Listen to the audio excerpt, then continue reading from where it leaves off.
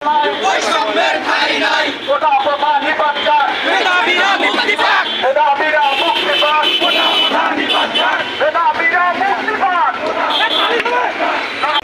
সরকার বিরোধী কটূক্তিমূলক বক্তব্য প্রদান করা, যেটি আমরা অতীত থেকে শিক্ষা দিতে চাই।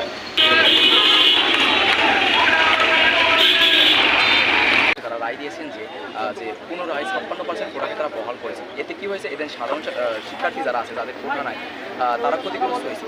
এখানে দেখা যাচ্ছে 56% কোটা মানে অনেক হয়ে যাচ্ছে, 50%-এর বেশি। দেখা যাচ্ছে যে কিছু মানুষ কোটার ফলে দেখা যাচ্ছে বারবার একটা চাকরি পেয়ে যাচ্ছে, কিন্তু কিছু মানুষ একবারে পাচ্ছে না, যা আসলে পুরো বৈষম্য। আমাদের হাইকোর্টের আসলে এই রায়কে আমরা মানে মহামান্য হাইকোর্টের প্রতি আমরা অবশ্যই এবং তাদের এই রায়ের প্রেক্ষিতে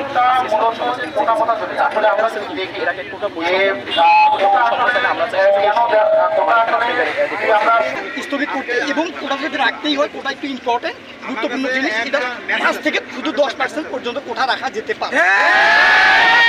এটা 10%-এর বেশি আমরা ছাত্র সমাজ কখনোই মানবো না এবং এর বিরুদ্ধে যদি থাকে তাহলে আমরা প্রবল আন্দোলন করব।